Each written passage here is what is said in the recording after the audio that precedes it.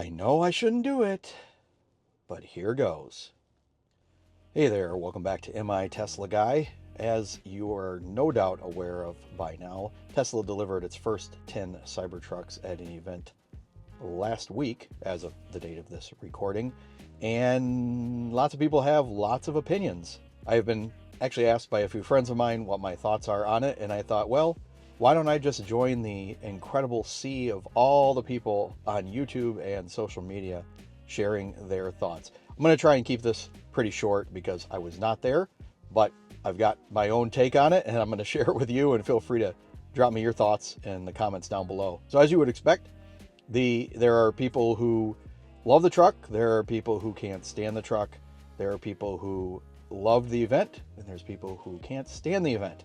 And then there are people like little old me who are kind of in the middle on it. So I want to start by pointing out that I was not at the event. So I want to be fair to all the people who were at the event and were either live streaming or sharing their thoughts right after the announcements and the deliveries took place. In those situations, there's a lot of emotion. You're getting information right away and your brain's kind of thinking about it right on the spot. And when you're a popular YouTuber, you feel like you need to share that stuff right away. So I was not there, and I've had, of course, a lot of time to process before I'm making this video, and even more time before it's going to be published. But my quick thoughts are this.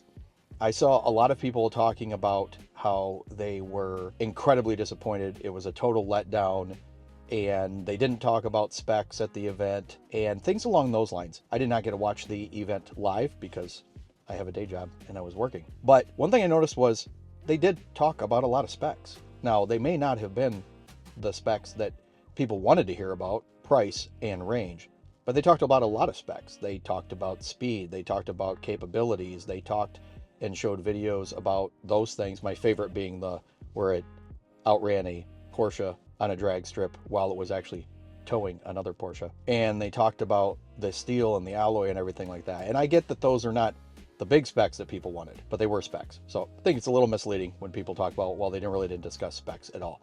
I did think it was really awesome, the coverage of the factory tour that a lot of people showed. And it seemed like universally among all the videos I've watched, the podcasts I've listened to on covering the event, they were really, really impressed by the factory tour. And then there was the conversation, of course, about range and price, the two biggest specs. I've seen a couple people point out that it really, for a lot of people, I think it's going to depend on what their expectation was. There are a lot of people who were mentally holding Tesla to the initial announcement from back in 2019 as far as range and price. Just being a pragmatic person, I think that's ridiculous. I'm just going to be honest with you.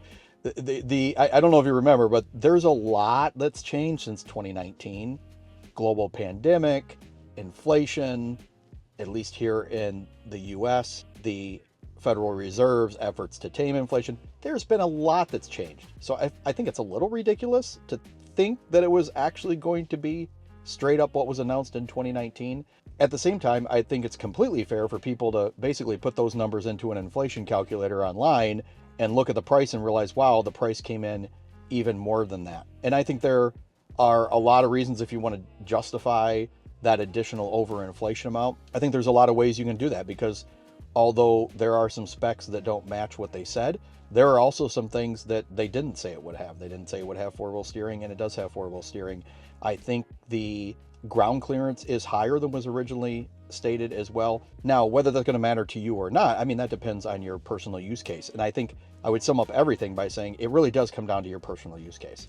There was the power share thing. So you've got vehicle to home and you've got vehicle to vehicle, I guess is another way to say it.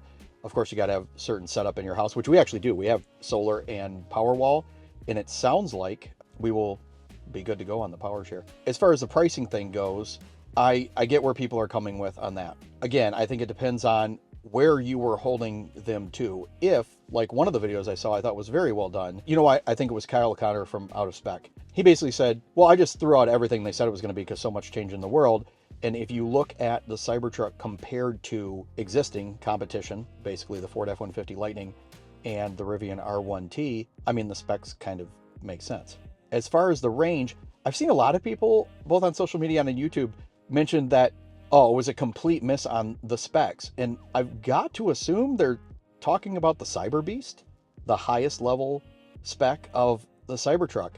Because the other two, as far as range goes, the rear wheel drive model, which wouldn't be out till 2025 at the earliest anyway, is right on what they said it would be at the 2019 announcement. And then the dual motor actually is, they said 300 plus miles at the 2019 announcement, and it's 340. So I'm a little confused by the people saying it was a complete miss on range specs, because it's really only the Cyber Beast that doesn't meet what they had said back in 2019. So those are my quick thoughts. Obviously, again, I'm going to loop back and just say it really, I think, comes down to what your expectations were, how much you were holding to that 2019 announcement and the numbers that were given there, which I personally think was completely unreasonable to hold to those, but that's just me, and what your use case is. So I think this thing is going to sell like hotcakes. I'm sure some people have canceled their reservations. I've seen people mentioning that on X.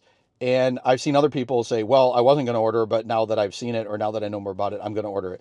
How those are going to net out against each other, I have no idea. But I will tell you, I've got a reservation. I've had it for about 2.5 years. So I expect to get, my Cybertruck and come up maybe in 2 years, 3 years. Anyway, and I'm keeping it. I don't know what's going to happen between now and then, but I don't know why I'd cancel it. It was a $100 refundable deposit, and I might as well keep it. If I'm not able to get it, or I don't think it's a good fit, when my number comes up to order, then I just won't get it. But there's a lot that I like about it, and maybe I'll make a separate video about that. But I just wanted to make just this initial reaction video, for lack of a better thing to say it, because I think the middle is getting lost. The people in the middle are getting lost in a lot of the reactions that are on YouTube and social media. So again, I'd love to hear your comments. Please feel free to drop some comments down below. Let's chat down there. Love to hear your thoughts on it, and I look forward to seeing you in the next video.